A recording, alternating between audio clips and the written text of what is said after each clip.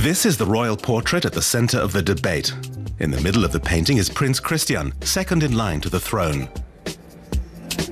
Further back to his left, his father, Crown Prince Frederik. And his grandmother, Queen Margrethe II, who's been on the throne for over 40 years. The portrait is the work of artist Thomas Kluge. He had a particular vision in mind when taking on the job. We see Christian as a little adult. He isn't playing around like the other children. He has a special role, which is why he's looking at us. Only him, the Queen, and Prince Frederik. That's the line of succession. Amalienborg Palace in Copenhagen is the royal winter residence where the portrait is now housed. Opinion is sharply divided. Descriptions have ranged from creepy and horrifying to disrespectful, with no shortage of references to the Addams family. But visitors to the exhibition featuring the portrait don't seem bothered by the criticism.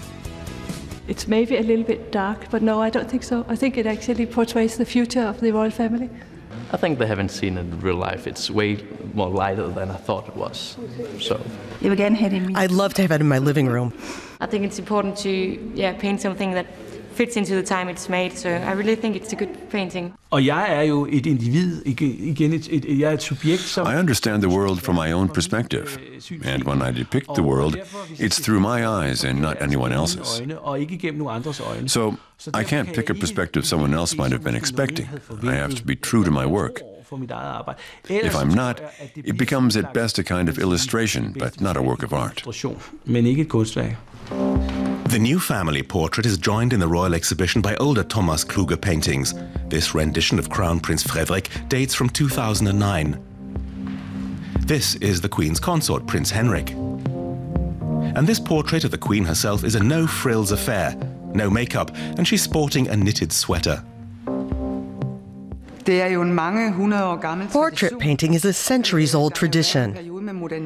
There was a phase in the modern period when it wasn't so much in demand. The paintings were replaced by photographs, but today we're back to realist painting, as seen in the magical realism of Thomas Kluge.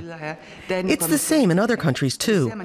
Portraiture is definitely not dead. On the contrary. The last time the Danish royal family was gathered together on canvas was in 1883, when King Christian IX was on the throne. I considered that painting for a long time. A friend told me I could do a lot better. I said I couldn't. Christian IX died ages ago, and it's hard for me to paint a dead person. But then I thought about our current queen and her family with all her grandchildren. And I decided to do a modern picture of today's royal family centered on the child. Thomas Kluge is currently at work on a new picture in his studio, which is an hour's drive west of Copenhagen. The historic depiction of the Second Schleswig War of 1864 is epic in its narrative and ultra-realistic in execution. Typically, for the artist's style, it boasts meticulous detail, a combination of unsparing realism and melancholy Baroque-era portraiture. Kluge's new portrait of the House of Glücksburg refers to a painting of his own family. The personal work likewise features a dark background and a child at the center. In this case, his daughter Amalia.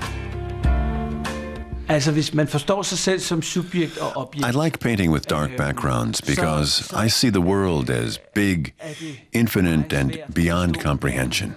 So I prefer to isolate my figures from this world. Plus, the darkness surrounding them gives the subjects a symbolic character.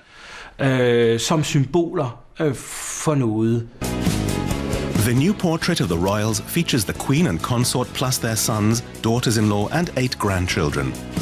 Prince Christian was 4 when the artist embarked on the project and 8 when he completed the colossal painting.